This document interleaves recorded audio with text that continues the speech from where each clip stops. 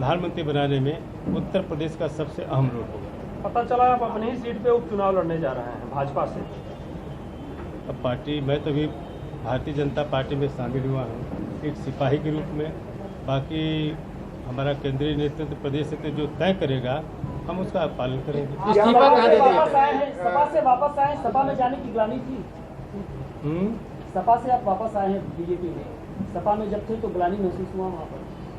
जरूर ऐसा था, तभी तो विधानसभा के शीत सत्र में आपसे मेरी बात हुई थी तो आप बोले थे कि अखिलेश यादव के साथ और पिछड़े समाज के साथ मैं रहूंगा और मैं बोलूंगा। 3-4 महीने में ही ऐसा क्या बदला कि फिर विचारधारा पे तेजी से बदली? मुझे नहीं पता, मैंने आपसे ये सब बात किया गुरुवार में मुलाकात हुई थी, मुझे ये पता नहीं, लेकिन ये जरूर है कि आज पूरे देश का, केवल प्रदेश का नहीं, आज पूरे देश का जो वंचित समाज है, पिछड़ा है, चाहे अगड़ा हो, अकलियत के लोग हों, अति पिछड़े हों, दलित हों, आज सारे समाज का भरोसा अपने देश के यशस्वी प्रधानमंत्री आदरणीय मोदी जी के नेतृत्व में है।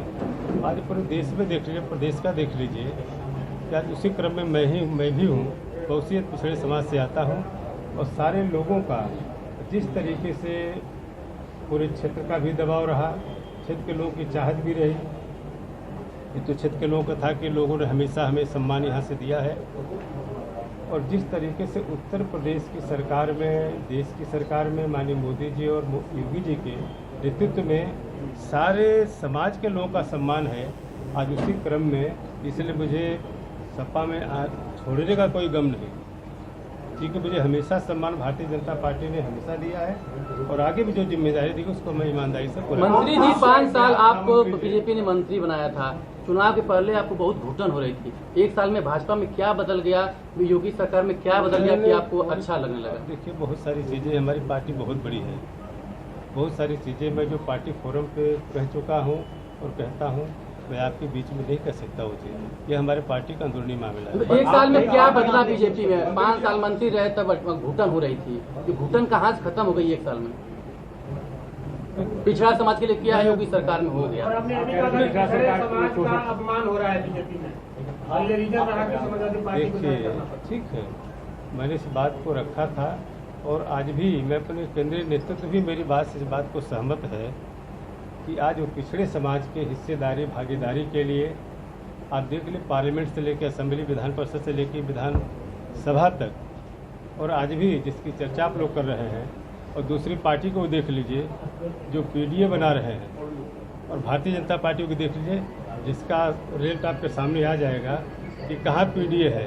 योगी सरकार में पिछड़ों में क्या हुआ बताइए 1 सालों में? 5 साल आप थे मंत्री, बताए कि लास्ट में बताए घुटन हो रहा था, अब क्या घुटन खत्म हो गया? योगी कुछ कर रहे हैं? नहीं, देखिए, इस देश के प्रधानमंत्री आदरणीय मोदी जी, जो केंद्र की हमारी योजनाएं हैं, चाहे इसमें दलित हो, एसटी का हो, पिछड़ा हो, पिछड़ा हो, अकलियत हो, गरीब हो, वंचित हो, सबके लिए योजना, कोई भेद नहीं है। राज्य सरकार नहीं कर रही क्या कुछ? नहीं, मेरी बात सुनिए, तो मैं उसी क्रम में कह रहा हूँ, जो हमारी केंद्र की योजनाएं हैं आज आदरणीय योगी जी के नेतृत्व में आज दरवाजे पे पहुंच रही है। कहीं भी भेद नहीं है कि पिछड़ा है तो इनको नहीं मिलना चाहिए, ये अगड़ा है तो इनको वंचित करना चाहिए, ये दलित या मुसलमान है।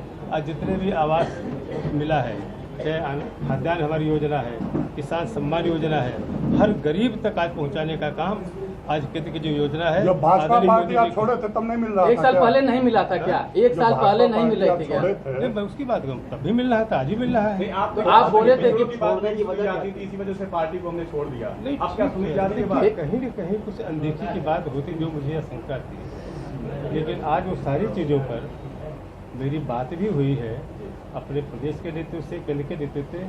आज सारे लोग इस बात को सहमत हैं और इस बात का सबूत यही है कि आज देश में अगर सम्मान हो रहा है, तभी आज इतनी बड़ी तादाद में जो हम 80 का 80 नारा दे रहे हैं, इसका मतलब कि पिछड़ों का सम्मान हो रहा है। इसी नाते मैं कह रहा हूँ कि 2024 में 80 की 80 सीटें जीत करके पार्लियामेंट के उत्तर प्रदेश से जाएंगे। दारा सिंह चौहान अब घर नहीं बदलेंगे, लास्ट पर है।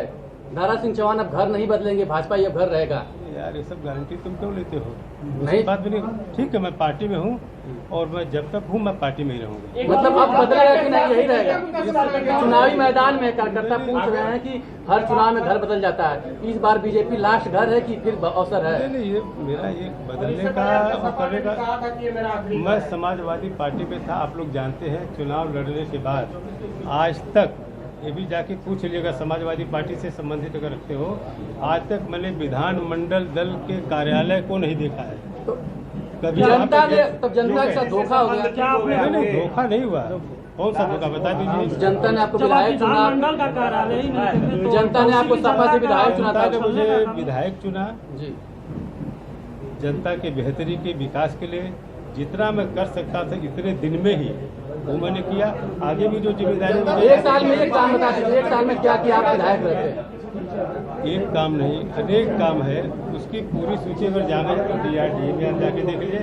ये सूची में आपको सौंप दूंगा, देख लीजिए। काफी नाराज है, इसको कैसे देखिए? की जनता इस बार काफी नाराज है, चुनाव कैसे मनाएंगे? तो काफी नाराज है। घोसी की जनता नाराज नहीं, घोसी की जनता कहीं नाराजगी बता दीजिए। व्यक्ति भाव, सारे के सारे कार्यकर्ता खुश हैं, पूरी पार्टी के लोग खुश हैं, आम जनता खुश है। आपने देखा नहीं कि आज मोहम्मदाबाद कलंदर से लेकर यहाँ तक जो जनसैलाब था, इस बात का सबूत है कि सारे लोग पूरी तरीके से भारतीय जनता पार्टी में शामिल होने पर खुश हैं। और उसका जवाब भी बगावत कर दिए हैं, वो आपके खिलाफ लड़ने जा रहे हैं घोसी से चुनाव। कौन? आपके पार्टी के ही लोग हैं, बगावत कर चुके हैं। पुराने कार्यकर्ता है। भाई मुझे नहीं पता कि कौन बगावत किया है, क्या माना होगा तो देखा जाएगा। लेकिन जो भी अनुशासित कार्यकर्ता भारतीय जनता पार्टी का होगा वो निश्चित रूप से भारतीय जनता पार्टी के साथ कंधा से कंधा मिला के काम। वो बता रहे हैं जैसे दारा सिंह चौहान पार्टी बदल रहे थे, हम लोग भी पार्टी को वफादार नहीं रहे। अब वो हर व्यक्ति की अपनी आज़ादी होती है, वो क्या सोचते हैं क्या करते हैं तो समय बताएगा।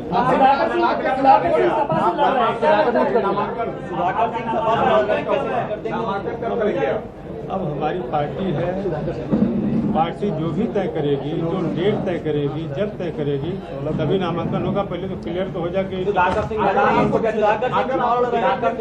अगर आपको टिकट मिलता है बीजेपी से तो आपके सामने कोई दावा नेता है सुधाकर सिंह, कैसे टक्कर? पिछली बार केवल 1700 वोटों से सुधाकर सिंह हारे थे, इस बार कैसे निपटेंगे? कैसे टक्कर देखना ज्यादा? कोई भी भारतीय जनता पार्टी के खिलाफ कोई कैंडिडेट में किसी का नाम नहीं लेता, और किसी पार्टी से आए हम कहते हैं कोई लड़ाई नहीं, भारतीय जनता पार्टी से लड़ सकता है और भारी बहुमत से भारतीय जनता पार्टी। आप ही ने सपा से भाजपा को हराया था अभी पिछले चुनाव में, बीजेपी के प्रत्याशी को विजय राजभर को आप ही ने हराया था बीजेपी को 22,000 वोटों से। आप उसी को हरा